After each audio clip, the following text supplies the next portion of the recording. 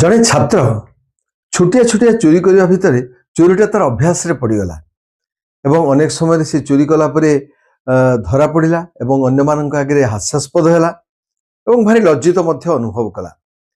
ଥରେ ସିଏ ଚିନ୍ତା କଲା ଯେ ନା ମୁଁ ଚୋରି ଛାଡ଼ିଦେବି ଏବଂ ନୂଆ ବର୍ଷ ଦିନ ପ୍ରଥମ ଦିନରେ ସେ ଗଲା ଶିକ୍ଷକଙ୍କୁ ପାଦ ସ୍ପର୍ଶ କରି ତାଙ୍କୁ ପ୍ରଣାମ କଲା ଏବଂ କହିଲା ଯେ ଗୁରୁଜୀ ମୁଁ ଆଜିଠାରୁ ଚୋରି କରିବା ଛାଡ଼ିଦେବି। ସେ କହିଲେ ନାଇଁ ଚୋରି ସହିତ ତୋର ଆଉ ଗୋଟିଏ ବଡ଼ ଦୁର୍ଗୁଣ ମଧ୍ୟ ତୋ ଭିତରେ ଅଛି। ସେଇଟା କ'ଣ? ଯେ ତୋର ମିଛ କହିବା ବି ଗୋଟେ ଦୁର୍ଗୁଣ ଅଛି। କାରଣ ଯିଏ ଚୋରି କରେ ସେ ମିଛ ନିଶ୍ଚିତ ଭାବରେ କହେ। କାରଣ ଚୋରି କଲା ପରେ ଯେତେବେଳେ ତାକୁ ଯଦି କେହି ପଚାରେ ତାହେଲେ ସିଏ ଏପଟୁ ସେପଟୁ କଥା କହିକିରି ତାକୁ ବିଭ୍ରାନ୍ତ କରିବା ପାଇଁ ଚେଷ୍ଟା କରିଥାଏ। ତେଣୁ ଚୋରି ସହିତ ମିଛଟା ସଦାବେଳେ ସମ୍ପୃକ୍ତ ହେଇକି ଥାଏ।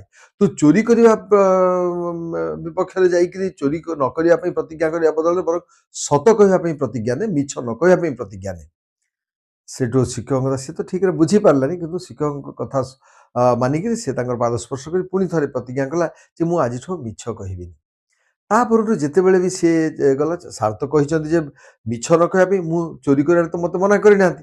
ସେ ଯାଇକି ଛୋଟିଆ ମୋଟିଆ ପୁଣି ସେମିତି ଚୋରି ଆଗ ଭଳିଆ ସେ କଲା ଏବଂ ଯେତେବେଳେ ସେ ଚୋରି କରି ଗୋଟେ ଜିନିଷ ଆଣିଲା ତାପରେ ତାକୁ ଲାଗିଲା ଯେ ମୁଁ ତ ବର୍ତ୍ତମାନ ଚୋରି କଲି, ମୋତେ ଯଦି କେହି ପଚାରିବେ ମୁଁ ତାକୁ ମିଛ କହିବା ପାଇଁ ପଡ଼ିବ। ସାର୍ କହିଛନ୍ତି ଯେ ମିଛ ନ କହିବା ପାଇଁ, ସତ କହିବା ପାଇଁ ପ୍ରତିଜ୍ଞା କରିବା ପାଇଁ ସାର୍ କହିଛନ୍ତି। ତେଣୁ ସେ ଜିନିଷଟି ଯାହା ଚୋରି କରି ଆଣିଥିଲା ସେ ତାକୁ ନେଇକି ପୁଣି ତା ଯଥା ସ୍ଥାନରେ ରଖିଦେଇ ଆସିଲା ଏବଂ ଧୀରେ ଧୀରେ ତାର ଚୋରି ପ୍ରବୃତ୍ତି ବି ମଧ୍ୟ ବନ୍ଦ ହେଇଗଲା।